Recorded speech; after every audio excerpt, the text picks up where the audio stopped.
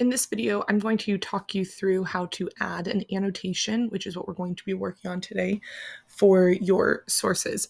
So today you only need to enter one annotation, and I am going to require for your overall project that one of your annotated sources needs to be your primary source. So you can go ahead and just start with annotating your primary source today. So where I'm going to start us today is in Noodle Tools. You want to be in your sources, and then whatever source you want to work with, you're going to click on that source.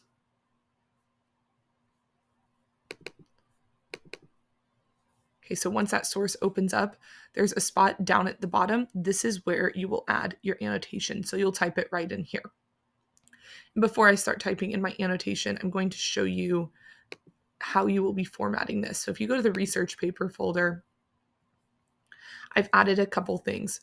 Our annotation is an OPCVL paragraph, and we talked about OPCVL paragraphs at the beginning of the year.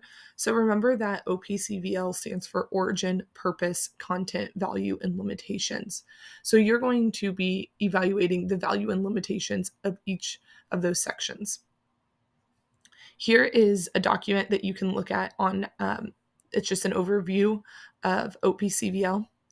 And here are some student examples of OPCVL paragraphs that they used from their research paper for years past. And then at the beginning of the year, this year, we went over this lecture and you guys watched and took notes over this lecture. So you might want to go back through and refresh yourself. What I'm going to do, I think, is what is most helpful is I am going to click on these student examples. Okay, so you can see their annotations, and I have highlighted out the piece that talks about the origin, the piece that talks about purpose, content, and so forth. So you are going to start by stating the origin.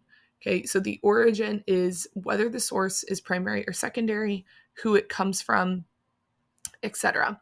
This is also if your source has an author, you need to do a little bit of research on that author to verify their credibility. So this one the first was from the United States Holocaust Memorial Museum. So it's a secondary source, and that one didn't have an author, so they didn't evaluate that. So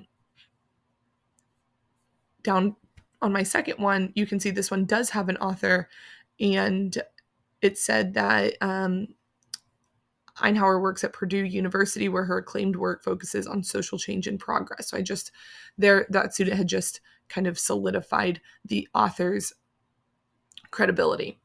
So you're going to state the author. So you're going to state what it is. So this says the article, Nazi medical experiments, who it's written by, and whether it's secondary or primary. And then you will go on to explain the value of the origin. Okay, here they said the origin has value because it comes from a museum website, proving its reliability. It also has limitations, so you're going to explain the limitations of the origin. It also has limitations because of its age and lack of personal accounts. So for each section, for the origin, the purpose, and the content, you're going to explain the value and limitations of each of those sections. So why is it valuable? And not is it valuable as a whole, but why is it valuable to your research? And why does it have limitations to your research? To what point does it stop being useful to you? Then you're going to go on and explain purpose. Okay, what is this source's purpose? Okay, so it says the museum published the article with the intent of giving more insight into the Holocaust and to add to its supply of information regarding the Holocaust. The website strives to have extensive knowledge of the Holocaust to share it with others so they can learn about the history of the Holocaust.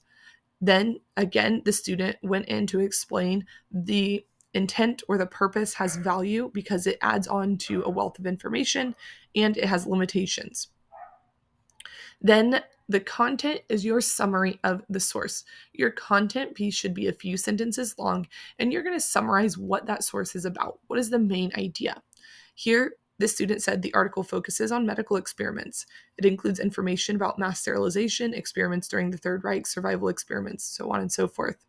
It gives specific information about each category of experiments and describes each in detail.